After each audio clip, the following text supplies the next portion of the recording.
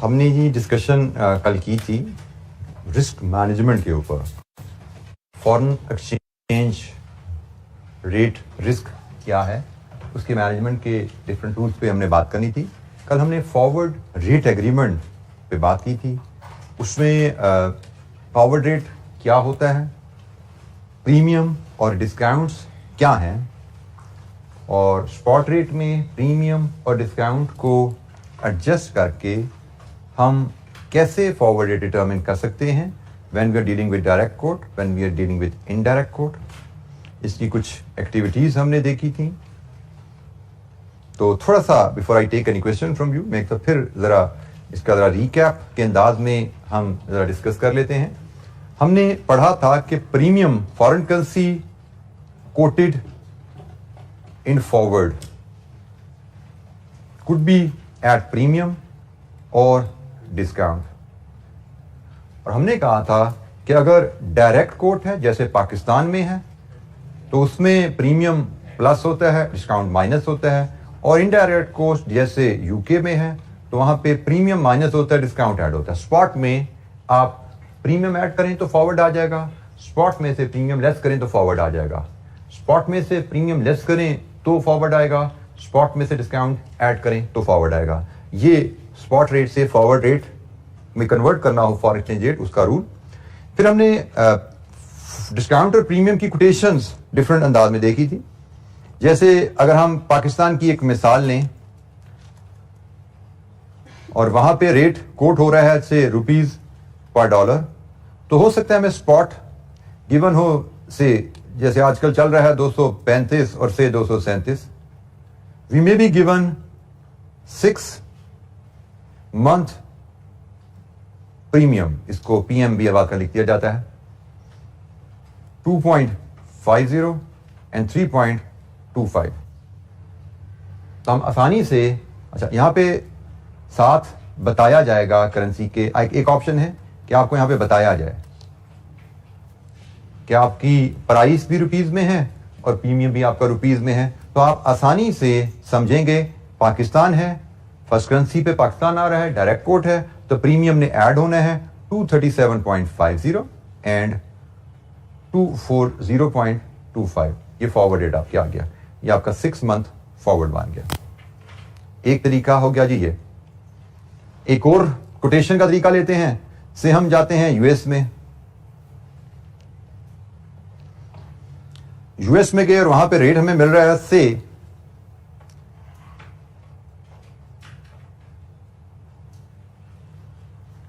Euro पर dollar, spot है 1.4260, 1.4350, ये स्पॉट आ गया। फिर हमें 3 मंथ डिस्काउंट अवेलेबल है, 3 मंथ हमें डिस्काउंट अवेलेबल है, और डिस्काउंट हमें गिवन है 20.50 सेंट्स एंड से 22.10 सेंट्स।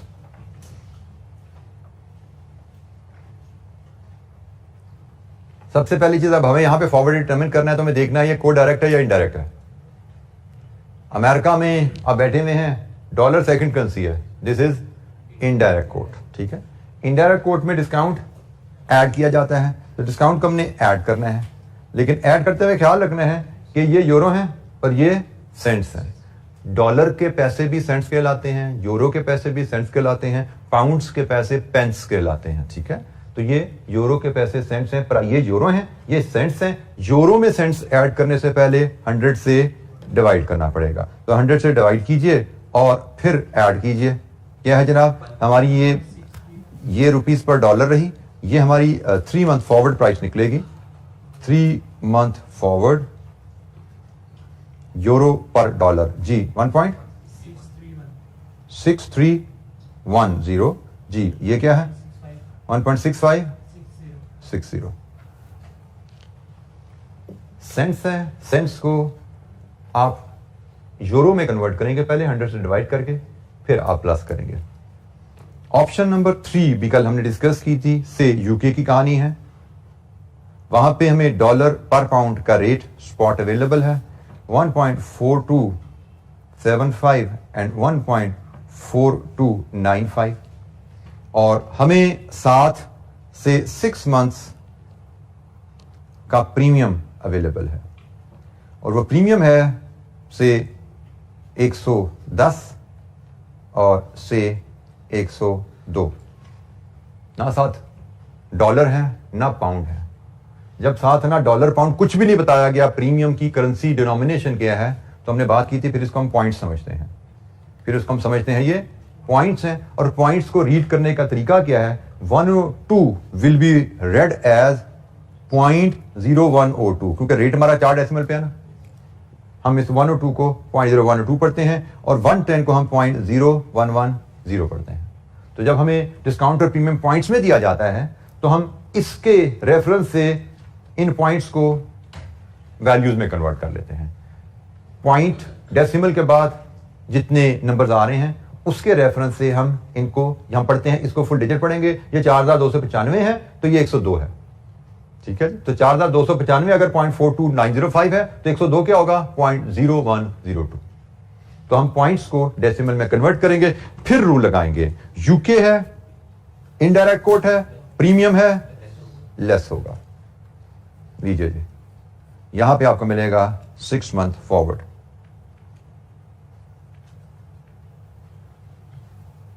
डॉलर पर पाउंड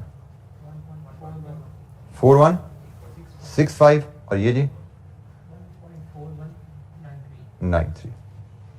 ठीक है, 3 तरह से मैंने आपको बताया कि आपको डिस्काउंट और प्रीमियम की फिगर्स कोट की जा सकती हैं। Rupees, euro cents and then dollar और पॉइंट्स। 3 तरह से आपको कोटेशंस दी जा सकती हैं प्रीमियम या डिस्काउंट की। तो आपको तीनों तरीके से पता होना चाहिए। जब प्राइस भी रुपीज में है, ये भी रुपीज है, ये भी रुपीज है, no adjustment required, simply plus minus. जब ये यूरो हैं, ये सेंट्स हैं, तो सेंट्स को यूरो में कन्वर्ट करके फिर एडजस्टमेंट करेंगे। जब ये प्राइस डॉलर में है और ये पॉइंट्स में है तो पॉइंट्स को भी डॉलर में कन्वर्ट करेंगे। पॉइंट्स को डॉलर में कैसे कन्वर्ट करना है उसका तरीका मैंने आपसे शेयर कर लिया। कन्वर्ट करके फिर आप एडजस्ट करेंगे स्पॉट में फॉरवर्ड निकालने के लिए। सो हमें स्पॉट और फॉरवर्ड का रिलेशनशिप, डिस्काउंट प्रीमियम के एडजस्टमेंट के डिफरेंट मेथड्स हमने देखे। Any question? अच्छा, जब हम मूव करते हैं नेक्स्ट टूल की तरफ, हमारा money market hedge. Money market hedge के बारे में मैंने आपसे बताया था कि मनी मार्केट से मुराद बैंक्स होता है और banks short term borrowing, short term investment के लिए यूज किए जाते हैं। और मनी मार्केट हेज से मुराद रहेगा कि एक शॉर्ट टर्म डिपॉजिट, एक शॉर्ट टर्म लोन, ये 2 फंक्शन, 2 ट्रांजैक्शन को यूज करते हुए हम कैसे फॉरेन एक्सचेंज रेट अपना हेज कर सकते हैं।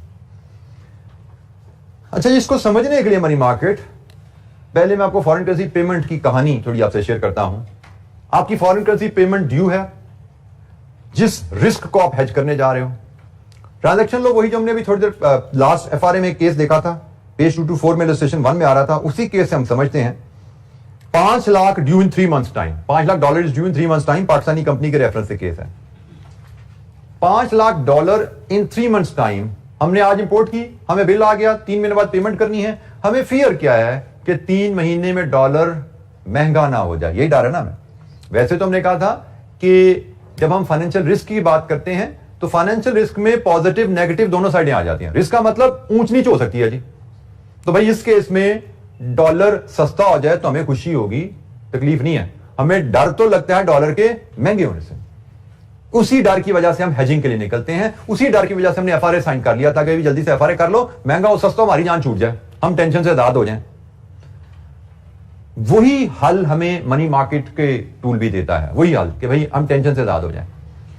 मनी मार्केट हमें कैसे हेल्प करेगा? हमें डर क्या है कि 3 महीने बाद डॉलर खरीदने हैं, 3 महीने बाद डॉलर महंगा ना हो जाए। मनी मार्केट का टूल हमें कहता है कि आप डॉलर आज खरीद के जमा करा दो बैंक में, शॉर्ट टर्म डिपॉजिट। आज ही डॉलर खरीदो और आज ही डॉलर बैंक में डिपॉजिट करवा दो। जरा तवज्जो सुनिएगा, पेमेंट 3 महीने बाद करनी है तो 3 महीने डॉलर बैंक में पड़े रहेंगे, तो 3 महीने तो डॉलर बैंक में कुछ इंटरेस्ट भी कमा सकते हैं, deposit, short term deposit, short term income कमा सकते हैं उसमें हम। तो इसका मतलब फिर अगर हमने आज डॉलर बैंक में जमा कराने हैं तो आज फिर 5 लाख जमा कराने की जरूरत नहीं है, 5 लाख से थोड़ा कम करा पाएंगे। हम आज इतने डॉलर करवा देंगे कि 3 महीने में 5 लाख पूरे हो जाएं। अच्छा, अब होता क्या है कि जब मैंने आज डॉलर खरीद के बैंक में रखवा दिए, इतने रखवाए कि 3 महीने बाद 5 लाख वहां पे जमा हो जाएंगे, तो मुझे फिर 3 महीने बाद 5 लाख डॉलर खरीदने नहीं पड़ेंगे। तो अगर आज मैं डॉलर खरीद के बैंक में रखवा देता हूं तो मेरा करेंसी रिस्क खत्म हो जाता है, क्योंकि करेंसी रिस्क तो तभी आता है ना कि भाई मैंने फ्यूचर में डॉलर खरीदने हैं, डॉलर कहीं महंगा ना हो जाए। आज खरीद, मनी मार्केट हेज क्या कहता है कि भाई बैंकों में डिपॉजिट की ऑप्शन अवेलेबल होती है, आज खरीद के बैंक में डिपॉजिट रखवा लो। तो अब मैंने आज खरीद के बैंक में डिपॉजिट रखवाए तो मुझे 3 महीने बाद डॉलर खरीदने की जरूरत नहीं है। मुझे 3 महीने बाद सिर्फ अपने डिपॉजिट अकाउंट से पैसा निकालना है और अपने सप्लायर को पे कर देना है। ये एक साइड मैंने बताई फॉरेन करेंसी डिपॉजिट। अभी ट्रांजैक्शन पूरी नहीं हुई, दूसरी साइड हमने डिस्कस करनी है। जी बेटा, क्वेश्चन करना चाहते हैं? सर, अगर हमारे पास पैसे होते तो हमने सप्लायर से 3 महीने का क्रेडिट ही नहीं लेना था। अगर हमारे पास पैसे होते तो हमने 3 महीने का क्रेडिट क्यों लेना था? तो हमारे पास पैसे नहीं है बेटा। मैंने कहा डॉलर खरीद लो, बट मैंने ये तो बात ही नहीं कि पैसे आएंगे कहां से डॉलर खरीदने के लिए। ये दूसरा पार्ट है जो हमने डिस्कस करना है। वही उसका सवाल के साथ, डॉलर खरीदने का कहां से, पैसे कहां पे है? तो मैंने क्या कहा था, मनी मार्केट हेज में 2 ट्रांजैक्शन होती हैं, एक डिपॉजिट और एक लोन। तो अब बारी है दूसरी ट्रांजैक्शन की, लोन लोगे आप रुपीज में लोन लोगे। आज आपने नॉर्मल बिजनेसेस में समझाया जाता है इन द एब्सेंस ऑफ इंफॉर्मेशन कि आपने सप्लायर को जब भी पेमेंट करनी है ना, आपने बैंक से उधार लेके पेमेंट करनी है। नॉर्मल मैथमेटिक्स के लिए, फाइनेंशियल मैनेजमेंट के हिसाब किताब के लिए, कैश फ्लोज के लिए, in the absence of information to the contrary, हमारी नॉर्मल असम्पशन रहती है कि हमने जब भी सप्लायर को पेमेंट करनी है ना, बैंक से उधार लेके पेमेंट करेंगे। हम ओवरड्राफ्ट पे चल रहे होते हैं। This is the normal assumption. इसका बैकग्राउंड आगे चल के मजीद क्लियर हो जाएगा जब बीएफडी में जाएंगे। फिलहाल आपके लिए इतना ही काफी है कि नॉर्मल असम्पशन रहती है कि हम भाई उधार पे चल रहे होते हैं। जब भी पैसे की होती है कि बैंक से पैसा निकाल के ही हमने पेमेंट करनी है। तो भाई 3 महीने बाद जो बैंक से पैसा निकालना है, आज बैंक से पैसा ले लो, आज बैंक से पैसा उधार लो, आज उस पैसे से डॉलर खरीदो और आज वो डॉलर बैंक में रखवा दो।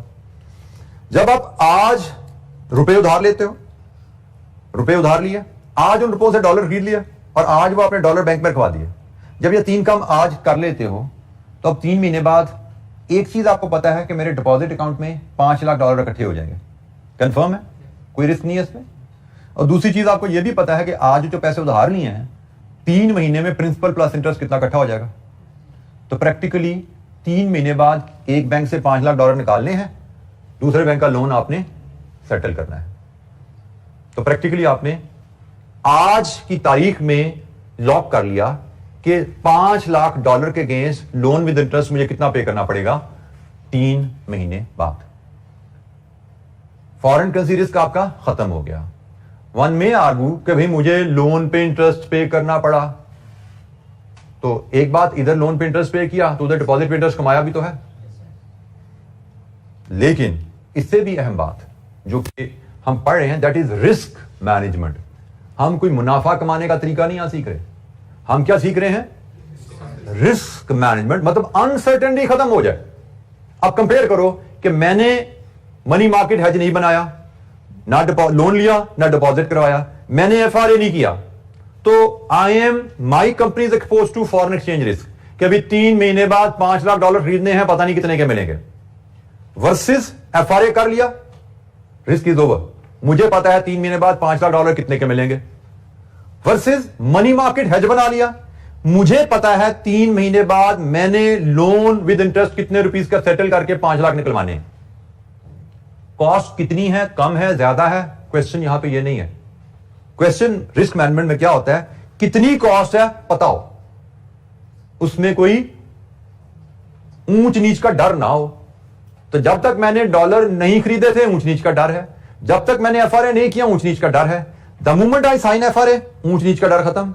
The moment I complete market है, रुपए उधार लूं, उससे डॉलर खरीदूं, डॉलर डिपॉजिट में रखवा दूं, the time I take these 3 steps, मेरा रिस्क वो भी खत्म हो जाता है कि मुझे पता है 3 महीने बाद 5 लाख डॉलर इकट्ठे हो जाएंगे और मुझे पता है 3 महीने बाद मुझे बैंक को कितना पैसा विद इंटरेस्ट पे करना है। आज ही मुझे पता लग गया कि मैंने 3 महीने बाद कितने रुपए बैंक को पे करने हैं, तब मुझे डॉलर मिलेंगे। तो अनसर्टेनिटीज ओवर। हम यहां पे बिल्कुल डिस्कस नहीं करते कि इसका इंपैक्ट मेरे प्रॉफिट्स पे क्या पड़ रहा है। मुझे तो डॉलर महंगा मिल रहा है, तो भाई महंगे सस्ते की बात नहीं है, आपको पता तो है ना कितने का मिल रहा है। अगर आप एफआरए नहीं करते, मनी मार्केट नहीं करते, तो 3 महीने बाद कितने का मिलेगा नहीं पता, महंगा क्या बहुत महंगा भी मिल सकता है, जैसे भी पिछले 2-3 महीने में हुआ हमारे साथ पाकिस्तान में। तो एफआरए नहीं किया तो कुछ भी हो सकता है, एफआरए कर लिया, जो भी होना है पता है ना। This is what matters in business, कि भाई अच्छा है बुरा है पता होना चाहिए हमें, हमारे साथ होना क्या है। आपको पता है आपके साथ क्या होना है, यू कैन प्लान, आप उसके बारे में सोच सकते हो। आपको पता है बाहर बारिश होनी है, पता है तो भाई छतरी लेके निकलोगे। अब आपको पता ही नहीं बाहर बारिश होनी है कि नहीं होनी, शशोपंज में ही रहोगे। कभी छतरी खरीदेंगे तो पैसे जाया ना हो जाए, छतरी ना खरीदी तो गीले ना हो जाए, नुकसान ना हो जाए हमारे मोबाइल का वैल्यूएबल का, आप शशोपंज में। क्लियर है कि भाई ऐसा होना है, यू कैन प्लान, आप उसका कोई हल निकाल लेते हो। तो बहरहाल ये है जी मनी मार्केट का कॉन्सेप्ट। एक इलस्ट्रेशन से यही कॉन्सेप्ट, जैसे हम कह इलस्ट्रेशन 3 में हमें ये डाटा अवेलेबल है, ट्रांजैक्शन वही है इलस्ट्रेशन 1 वाली, लेकिन मनी मार्केट के लिहाज से कुछ ज्यादा डाटा में अवेलेबल होता है। तो हम इलस्ट्रेशन 3 में आते हैं और इसमें ये जो ट्रांजैक्शन है पेमेंट वाली साइड, इसको डिस्कस करते हैं, क्योंकि हमने पेमेंट का हेज बनाना पे बात की है। A Pakistani company has falling exposure to foreign currencies. Payment of $5 lakh due in 3 months. दूसरी ट्रांजैक्शन बाद में पढ़ेंगे। It is 1 September and spot rate and interest rates are, ये जी रुपी डॉलर का स्पॉट रेट है और ये इंटरेस्ट रेट है डॉलर के और रुपीस के। इस सवाल के लिए जो चीजें चाहिए मैंने वो टिक की हैं जी आपको, ये रिसीट के लिए, बाकी चीजें मैं रिसीट के लिए चाहिए उनको हम बाद में डिस्कस करते हैं। सो $5 लाख की पेमेंट है, स्पॉट रेट हमें दिया गया है, हमें इंटरेस्ट रेट अवेलेबल है, डॉलर लोन लेना हो, डॉलर डिपॉजिट करना हो, रुपी लोन लेना हो, रुपी डिपॉजिट करना हो, ये जी डाटा अवेलेबल है। हमसे कहा गया show how money market hedge can be created to protect company from the forex risk. तो हम इलस्ट्रेशन 3 का पार्ट 1 देख रहे हैं जिसमें हमें पेएबल को हेज करना है। अच्छा, जिसकी कहानी तो मैंने आपको बता दी, कहानी मैंने आपको बताई कि आप बैंक से लोकल करेंसी उधार लोगे। हम LCY यहां पे जो लिखते हैं ये लोकल करेंसी के लिए यूज किया जाता है, ये लोकल करेंसी है, ये फॉरेन करेंसी के लिए एब्रीविएशन है। आप लोकल करेंसी बैंक से उधार लेते हो, उससे आज फॉरेन करेंसी बाय करके फॉरेन करेंसी आज बैंक में डिपॉजिट रखवा देते हो। जब ये आज बोरो कर लिया, आज फॉरेन करेंसी बाय कर ली, आज फॉरेन करेंसी डिपॉजिट कर दी, जब ये 3 स्टेप आज कर लेते हैं तो हमें 3 महीने बाद की ट्रांजैक्शन पता लगी कि 3 महीने बाद डिपॉजिट से पैसे निकालेंगे और 3 महीने बाद बैंक का local currency loan with interest settle करेंगे। हमें पता है हमारे 3 महीने बाद के कैश फ्लोज क्या है, वो सर्टन है, अनसर्टेनिटी 2 है। अच्छा, अब इसके मैथमेटिक्स हम कैसे करते हैं? इसका मैथमेटिक्स के लिए मैं आपसे कोशिश करूंगा कि आपको स्टेप्स ऐसे अंदाज में बताए जाएंगे जिससे आपकी स्पीड और एक्यूरेसी बड़ी क्विक करे। क्योंकि मनी मार्केट हेज में अगर आप एक स्पेसिफिक अंदाज में कैलकुलेशंस को परफॉर्म करते हो, जैसे मैं कोशिश करूंगा आपसे शेयर करूं, तो ये आपका हेज भी ऐसे कैलकुलेट भी ऐसे होती हैं चीजें, और मार्क्स 3 या 4 नंबर का सवाल है, आप 2 मिनट्स में भी 2 मिनट से भी कम टाइम में ये 3-4 मिनट स्कोर कर लेते हो मनी मार्केट का हेज। तो हम इलस्ट्रेशन नंबर 3 के पार्ट 1 की बात कर रहे हैं जिसमें $5 लाख पेबल इन 3 मंथ्स की बात है। अच्छा जी, सबसे पहले मनी मार्केट हेज में मैंने आपको एक बात बोली कल, आज रिपीट की कि हर मनी मार्केट हेज में एक शॉर्ट टर्म लोन और एक शॉर्ट टर्म डिपॉजिट होता है। ठीक है, हर मनी मार्केट हेज में 2 ट्रांजैक्शन होगी, एक शॉर्ट टर्म लोन और एक डिपॉजिट। अच्छा, इसमें एक पॉइंट मैं और ऐड कर दूं, लोन और डिपॉजिट दोनों डिफरेंट करेंसीज के होते हैं। जैसे अभी मैंने ट्रांजैक्शन बोल रहा था कि डिपॉजिट डॉलर का, लोन रुपीस का। ठीक है, एक और पॉइंट ऐड हो गया कि एक लोन और एक डिपॉजिट मिलकर मनी मार्केट हेज बनता है, और लोन और डिपॉजिट दोनों डिफरेंट करेंसीज के होते हैं। अच्छा, मनी मार्केट हेज में हम 3 स्टेप्स हमारी वर्किंग है। मैं कहानी आपको सुना दी, अब मैं वर्किंग पे आ रहा हूं, मैथमेटिक्स इसका क्या है। 3 स्टेप वर्किंग होती है। सबसे पहली वर्किंग होती है, आपको देखना पड़ता है कि डॉलर आपने जो हेज करना है वो डॉलर लाइबिलिटी को हेज करना है। सही है, डॉलर पेबल है, तो पेबल तो लाइबिलिटी है, डॉलर लाइबिलिटी को हेज करना है। तो जब आपने फॉरेन करेंसी लाइबिलिटी को हेज करना होता है तो आपको फॉरेन करेंसी एसेट बनाना है। फॉरेन करेंसी लाइबिलिटी को हेज करना है तो फॉरेन करेंसी एसेट बनाना है। तो बोलो डिपॉजिट और लोन में से एसेट क्या होता है? डिपॉजिट। तो इसका मतलब आपको डॉलर डिपॉजिट करने हैं। यह आपकी पहली कैलकुलेशन होती है, पहला स्टेप होता है मनी मार्केट हेज का। हमने कैसे फैसला किया कि भाई हमें रिस्क क्या है? डॉलर लाइबिलिटी का रिस्क है ना, तो डॉलर लाइबिलिटी के रिस्क को हेज करने का तरीका है डॉलर एसेट बनाओ। लाइबिलिटी को हेज करने का तरीका है उसी करेंसी का एसेट बना दो, लाइबिलिटी हेज हो जाती है। जैसे हम डॉलर पेएबल को हेज करने के लिए डॉलर डिपॉजिट ले रहे हैं, तो डिपॉजिट मेरे पास पड़ा हुआ है, उसी डिपॉजिट से कल को मैं लाइबिलिटी सेटल कर दूंगा, इसी एसेट से मैं ये लाइबिलिटी सेटल करूंगा। तो डॉलर लाइबिलिटी को सेटल करने के लिए मुझे डॉलर एसेट चाहिए, और dollar asset mean dollar deposit. अच्छा, यहां पे मुझे जब पता लग गया मैंने डिपॉजिट डॉलर करना है, तो मुझे ये भी तो पता लग गया मुझे बोरो क्या करना है। ये मेरा थर्ड स्टेप होता है, ये मेरी थर्ड कैलकुलेशन होती है। पहली कैलकुलेशन कैसे मैंने उठाई कि मैंने हेज क्या करना है, डॉलर लायबिलिटी को हेज करना है तो डॉलर एसेट बनाओ, डिपॉजिट इज एन एसेट। और जब मैंने डिपॉजिट डॉलर फैसला कर लिया तो मुझे पता है एक करेंसी डिपॉजिट होती है, दूसरी करेंसी बोरो होती है। तो हमारी ट्रांजैक्शन में दो ही करेंसी है, एक डॉलर एक रुपीज है। जब डॉलर ने डिपॉजिट होना है तो रुपी ने बोरो होना है। अब इन दोनों को कनेक्ट किया जाता है तीसरी ट्रांजैक्शन से, जो मैंने बीच में बोला था कि रुपी बोरो करो, डॉलर खरीदो आज और जमा करा दो। तो यहां पे थर्ड स्टेप आता है बाय डॉलर एट स्पॉट। ये बड़ी चीज अहम है कि ये जो तीन स्टेप है ना आपने जो लेने हैं, मैं इसको अगर लिखूं स्टेप नंबर 1 + 2 + 3, इस सवाल के हिसाब से ये तीनों स्टेप्स लिए जा रहे हैं टेकन ऑन 1 सितंबर। 1 सितंबर की हमें डेट दी गई है ना, क्या इट इज 1 सितंबर टुडे, आज 1 सितंबर है, तो 1 सितंबर को हम ये तीन काम करते हैं। 1 सितंबर को हम रुपए उधार लेंगे, 1 सितंबर से हम इस रुपयों से डॉलर बाय करेंगे और 1 सितंबर को हम ये डॉलर डिपॉजिट दिखा देंगे। कैलकुलेशन ऐसे ही होनी है जी। कैलकुलेशन हमारी हमेशा पहले फॉरेन करेंसी की कैलकुलेशन आएगी, उसके साथ क्या होना है, फिर हम लोकल करेंसी का डिसाइड कर लेंगे, उसके साथ क्या होना है, फिर हम इन दोनों को कनेक्ट कर देंगे कि एक बैंक से हम रुपए उधार ले रहे हैं, दूसरे बैंक को हमने डॉलर देने हैं, तो बीच में मिसिंग क्या है, रुपी से डॉलर बाय करना। एक बैंक से रुपये उधार लिए, दूसरे बैंक को डॉलर देने हैं, तो भाई बीच में एक कनेक्शन आ गया ना कि रुपये से डॉलर बाय करोगे तो डॉलर दे पाओगे, तो this is the connection, buy dollar at spot. ये सारे काम 1 सितंबर को चूंकि किए जा रहे हैं, इसलिए it is critical spot rate. आगे सवाल आएगा उसमें आपको स्पॉट के साथ फॉरवर्ड रेट भी दिया जाता है, तो आपको ख्याल रखना है मनी मार्केट हेज में आज उधार लिया जा रहा है, आज फॉरेन करेंसी खरीदी जा रही है, आज का मतलब स्पॉट रेट। आपको हर मनी मार्केट हेज की वर्किंग से पहले ये तीन स्टेप्स मिनिमम इतनी डिटेल में लिखने हैं। मैं आपके साथ शायद क्लास में 4, 5, 6 सवाल करूंगा, यू विल सी कि मैं हर सवाल शुरू करने से पहले ये तीन लाइनें लिखूंगा, फिर मैं कैलकुलेशन शुरू करूंगा। And you need to develop this habit as well, क्योंकि ये तीन लाइनें अगर आपने लिख ली, इतनी लाइनें क्या, 2-2, 3-3 वर्ड्स हैं, डॉलर डिपॉजिट होने हैं, रुपी बारो होना है और बाय डॉलर एट स्पॉट होना है। ये इतने से आपने वर्ड्स लिख लिए तो आपकी एक्यूरेसी 99.9% इंश्योर हो जाती है कि आपका सवाल ठीक होगा। क्योंकि अब इशू क्या आ रहा है, अब वर्किंग इसकी शुरू करते हैं जरा। इशू क्या आ गया, हमने कहा जी डॉलर डिपॉजिट करने हैं, डॉलर हमने डिपॉजिट करने हैं, डॉलर डिपॉजिट करने हैं किस लिए, आज आज डॉलर किसे डिपॉजिट करने हैं कि 3 महीने में principal plus interest on the dollar 5 lakh के बराबर हो जाए। यही मकसद है ना, आज हमने डॉलर डिपॉजिट करने हैं इस मकसद से कि 3 महीने में प्रिंसिपल प्लस इंटरेस्ट 5 लाख के बराबर हो जाए। तो भाई कितने डॉलर आज आप डिपॉजिट करें कि 3 महीने में principal plus interest in 3 months 5 lakh के बराबर हो जाए। डॉलर डिपॉजिट किस रेट पे होता है, इलस्ट्रेशन 3 आप देख रहे हो पेज नंबर 226 पे, डॉलर डिपॉजिट किस रेट पे होता है, 4.5 पे, 0.045। 4.5 तो सालाना रेट है ना भाई, रेट्स आर ऑलवेज एनुअल।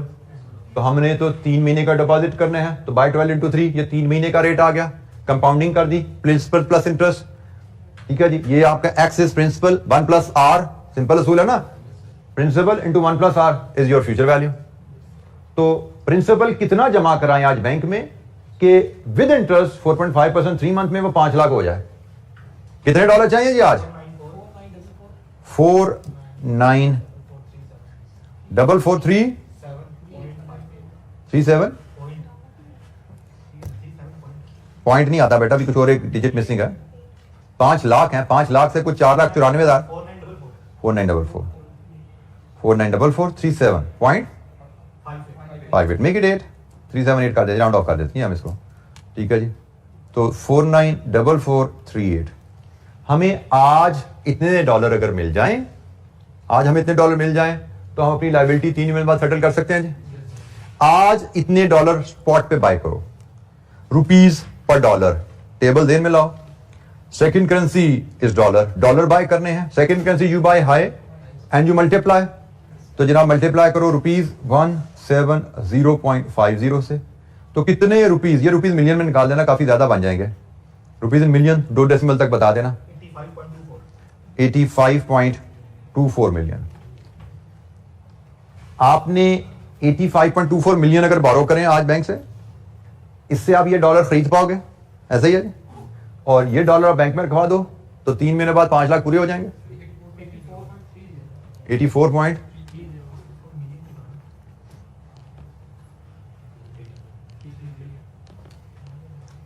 और ये पैसा आप बैंक से उधार ले लो। रुपी उधार लेने हैं। रुपी उधार बैंक से किस रेट पे मिलता है? रुपी लोन 3 महीने के लिए उधार लेना है आपने, तो 3/12 3 महीने बाद बैंक को कितने पैसे आपको देने पड़ेंगे principal plus interest? 85.46 million. Step number 1, 2, 3 ये आपने 1 सितंबर को दिए। और अगर ये फिर स्टेप नंबर 4 और 5 इसको मैं मार्क करूं, अगर मैं इसको 4 और 5 करूं तो ये 4 और 5 जो हैं ये आप आफ्टर 3 मंथ्स लेते हो। अक्टूबर, नवंबर, दिसंबर, 1 दिसंबर को लिए गए। 1 दिसंबर को आपने ये पैसे बैंक से निकलवाए, लायबिलिटी पे कर दी 5 लाख की, और 1 दिसंबर को आपने अपने लोकल बैंक को ये लोन विद इंटरेस्ट पे कर दिया। तो प्रैक्टिकली आपने किया क्या? ये 3 स्टेप जब आपने स्टेप नंबर 1, 2, 3 1 सितंबर को लिए हैं तो आपने ये 4 और 5 लॉक कर लिए। ऐसे ही है। जब 1, 2, 3 आपने कर दिया 1 सितंबर को तो ये भी लॉक है, ये भी लॉक है।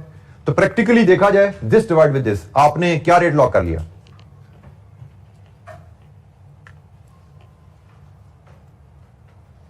रुपीस को डॉलर से डिवाइड करो और ये इसी तरह फ्रैक्शन में रुपीस कितने बनते हैं? 17.92 रुपीस पर डॉलर। आपने स्टेप नंबर 1, 2, 3 1 सितंबर को लिए, उसके नतीजे में आपको ये 4 और 5 लॉक हैं। 1 सितंबर को ही पता है ना आपको कि मैंने यहां से 5 लाख निकालने हैं, और आपको 1 सितंबर को ही पता है कि मैंने इनको इतने पैसे देने हैं। इसका मतलब 1 सितंबर को ही आपने 5 लाख डॉलर इतने रुपए में बुक कर लिया। ये रेट बनता है। जिस तरह एक रेट आपको एफआरए देता है ना, एक रेट मनी मार्केट से आप खुद बना सकते हो। ये भी एक तरह का एफआरए बन गया ना आपका, लेकिन मनी मार्केट की मदद से आपने खुद बनाया। मनी मार्केट की मदद से आपने खुद बनाया कि आपको पता है भाई इतने डॉलर मुझे 1 दिसंबर को इतने रुपए में मिलेंगे अगर मैं मनी मार्केट से इसको मैनेज करूं। तो ये है जी मनी मार्केट की ट्रांजैक्शन। ये हेज की वर्किंग आपको एग्जामिनर जैसे इसने कहा बताइए मनी मार्केट हेज कैसे बनेगा, तो ये मनी मार्केट हेज बना और ये उसकी कॉस्ट आ गई। 5 लाख डॉलर की पेमेंट आपको मनी मार्केट हेज के थ्रू कितना कॉस्ट करेगी?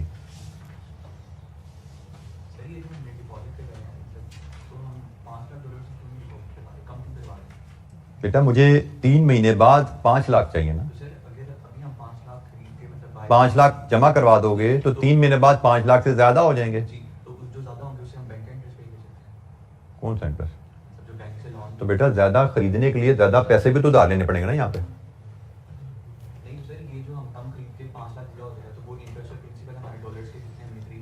जितनी मुझे डॉलर पेमेंट करनी है उतने डॉलर मुझे मिल जाएंगे। अब मुझे 5 लाख की जगह 5 लाख 5,000 मिल गए, मैं 5,000 जो 5,000 डॉलर उसका मैं क्या करूंगा 3 महीने बाद? कौन सा इंटरेस्ट बेटा? ये डॉलर का इंटरेस्ट है, रुपीज में है। तो मैंने क्या बोला, मुझे जितने डॉलर चाहिए मैंने इतने डॉलर का बंदोबस्त किया। ये रुपीज है, इनका बंदोबस्त मैं डॉलर से नहीं कर रहा, ठीक है। वो तो फिर रिस्क आ गया ना। कभी मैं 5 लाख डॉलर मुझे मिल जाएंगे एक्स्ट्रा, उनका मैं क्या करूंगा, बेचूंगा। तो बेचूंगा कितने के बिकेंगे, फिर वही मसला आ गया, ठीक है। पहले 5 लाख पे रिस्क था, अब 5,000 पे रिस्क रह गया। रिस्क तो रिस्क ही है ना, ठीक है। तो पहली बात, आप कह रहे हो मैंने इंटरेस्ट पे करना है, तो भाई ये इंटरेस्ट भी पे, ये लोन भी तो पे करना है, सिर्फ इंटरेस्ट तो नहीं पे करना, लोन भी तो पे करना है। अगर मैं 5 लाख डॉलर खरीदूंगा तो मुझे लोन भी तो ज्यादा लेना पड़ेगा, यहां पे लोन भी तो ज्यादा लेना पड़ेगा। तो लोन ज्यादा लेंगे, लोन पे इंटरेस्ट भी ज्यादा हो जाएगा। अननेसेसरली ज्यादा लोन ले लिया, अननेसेसरली उस पर ज्यादा इंटरेस्ट बन गया, ठीक है। तो मैंने उतना लोन लिया जिससे मेरी लायबिलिटी सेटल होती है।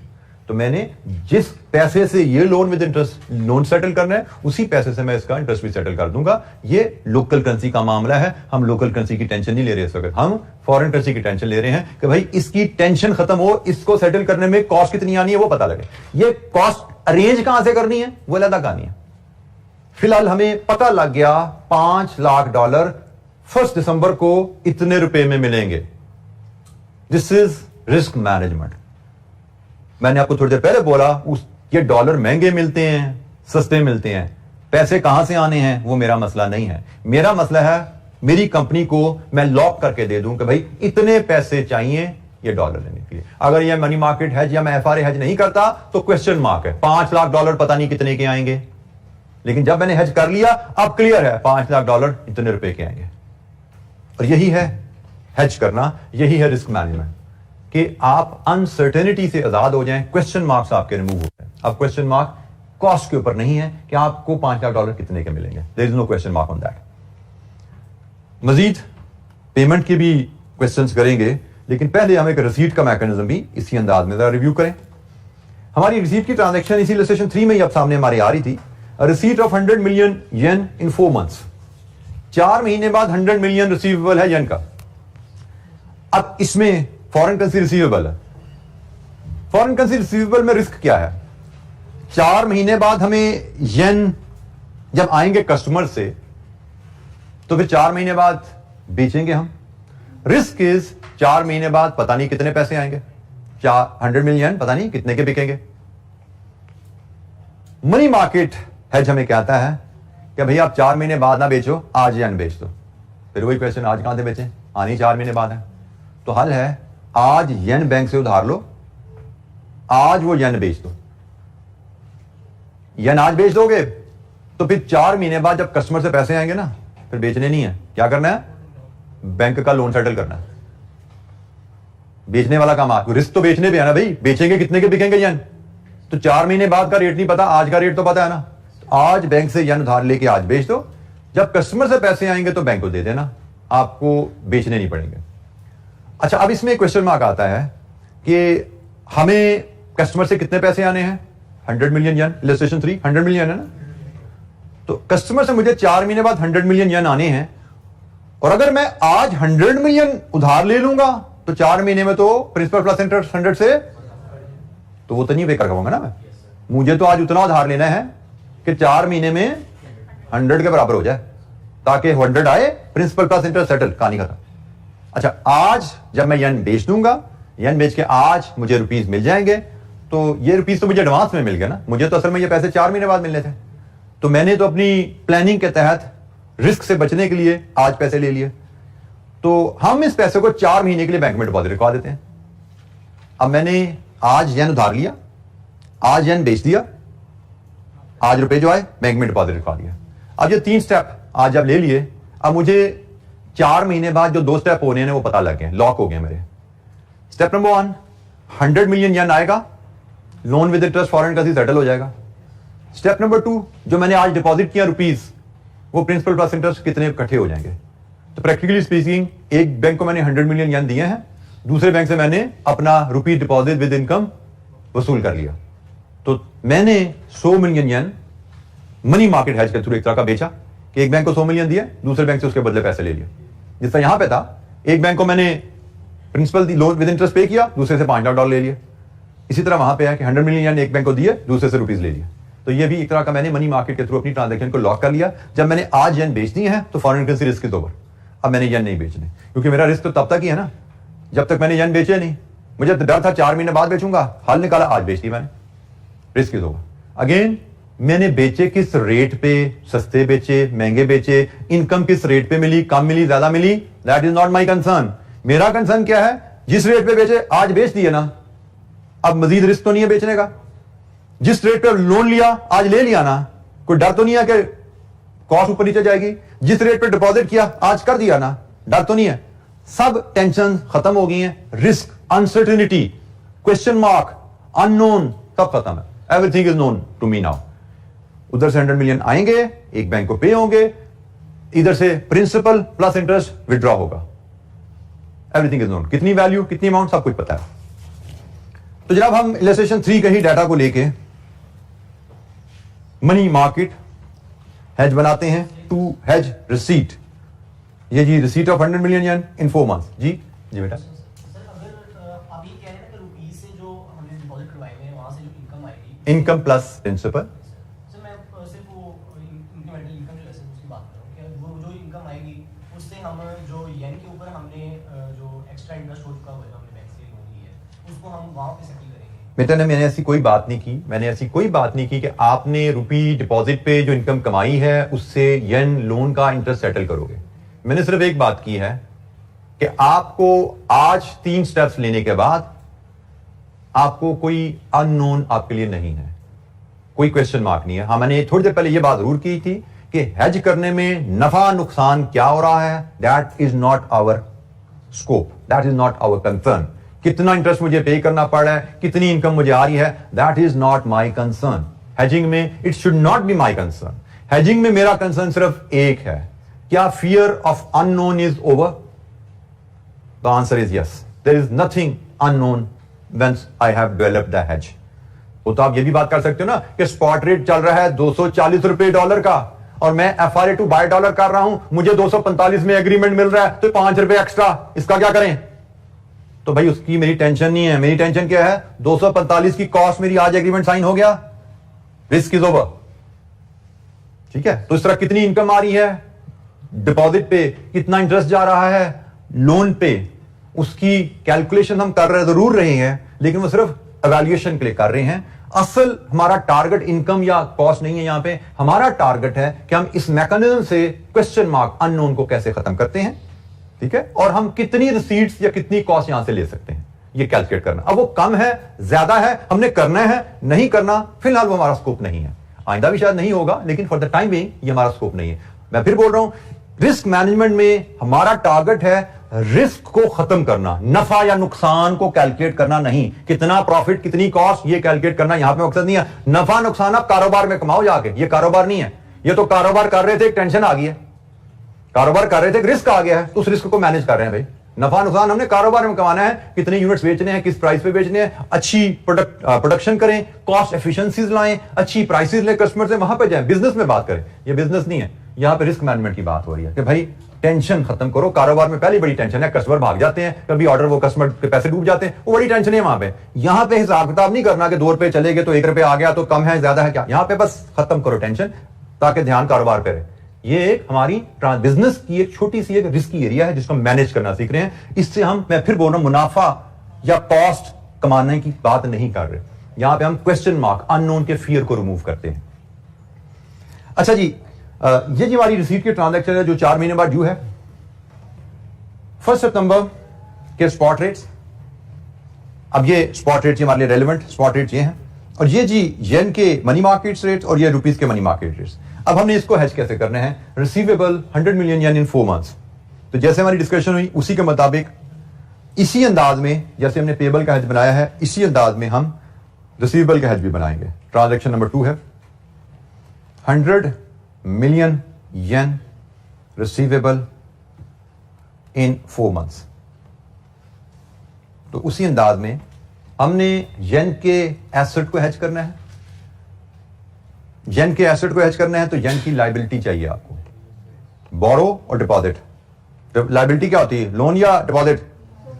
लोन। तो इसका मतलब पहली कैलकुलेशन आपकी रहेगी येन बोरो करोगे, और जब डिसाइड हो गया येन बोरो होने हैं तो आपको पता है कि रुपी डिपॉजिट होने हैं, क्योंकि हम नहीं पढ़ा एक करेंसी बोरो होती है, दूसरी डिपॉजिट होती है। जैसा यहां पे हमने पहले फैसला कर लिया था डॉलर डिपॉजिट होने हैं, तुमने कहा जी फिर रुपी बोरो होगा। इधर हमने फैसला कर लिया येन बोरो होने हैं, तो अंडरस्टूड है रुपी डिपॉजिट होने हैं। अब एक बैंक से आपने येन लिए उधार, दूसरे बैंक को आपने रुपीस देने हैं, तो कनेक्शन है sell euro at spot. This is the key. याद ख्याल रखिएगा कि मनी मार्केट में हम स्पॉट रेट पे आज की तारीख में ही पैसे बेच रहे हैं ना, स्पॉट रेट पे बेचेंगे हम। कैलकुलेशन उसी अंदाज में जैसे हमने परफॉर्म की थी। हमने येन बोरो करने हैं, 100 मिलियन येन नहीं बोरो करने, हमने सफिशिएंट येन बोरो करने हैं कि principal plus interest in 4 months 100 million yen के बराबर हो जाए।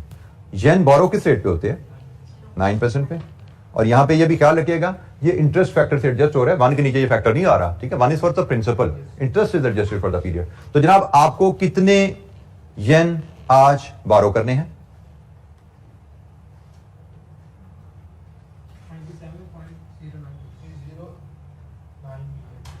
97.09 मिलियन येन आपको बोरो करने हैं। ये येन अब आपने स्पॉट पे बेच देने हैं। Yen is the second currency. Second currency sale होती है लो रेट पे and you multiply multiply with 1.50, तो जनाब आपको कितने रुपीस मिले? 97.09 into 1.5 145 62 64 145.64। ये आपने डिपॉजिट करवा देने पैसे। ये डिपॉजिट करवाएंगे तो डिपॉजिट 4 महीने के लिए करवाना है। रुपी डिपॉजिट होता है जी 4.75 पे इंटू 4/12।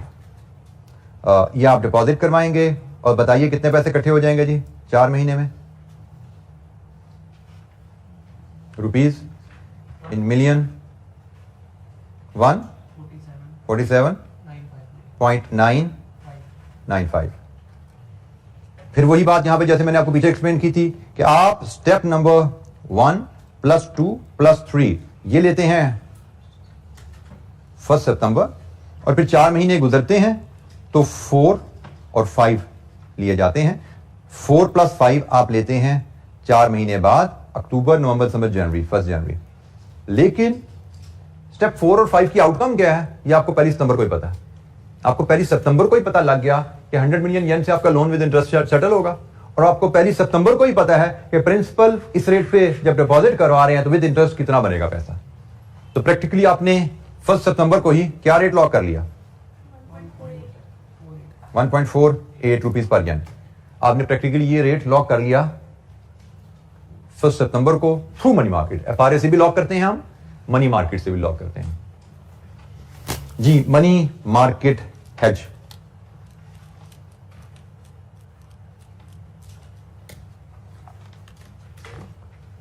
अच्छा जी। मनी मार्केट FRA की हमारे पास कुछ और इलस्ट्रेशंस हैं हमारे प्लान में। इलस्ट्रेशन 4 है, इलस्ट्रेशन 5 है। ये कल हम FRA मनी मार्केट की रिवीजन करेंगे और फिर आगे जो नेक्स्ट रूल्स हैं उनकी तरफ हम चलेंगे। अभी हम फॉरेन एक्सचेंज रेट रिस्क क्या है और foreign exchange rate risk management के डिफरेंट टूल्स के हम पे बात कर रहे हैं। 2 टूल्स हमने कवर किए हैं। इन टूल्स के रिवीजन के लिए 2 इलस्ट्रेशंस कल होंगी हमारे पास, और फिर आगे मजीद जो 2 टूल्स करेंसी रिस्क मैनेजमेंट के रहते हैं कोशिश करेंगे कल हम उनको भी क्लोज करके हम नेक्स्ट एरिया की तरफ मूव करें। मार्केट रिस्क पे ही अभी हमारी डिस्कशन जारी है। ठीक है जी, आज के लिए इतना ही, बाकी इंशाल्लाह कल हम कंटिन्यू करेंगे डिस्कशन को। थैंक यू, अस्सलाम वालेकुम।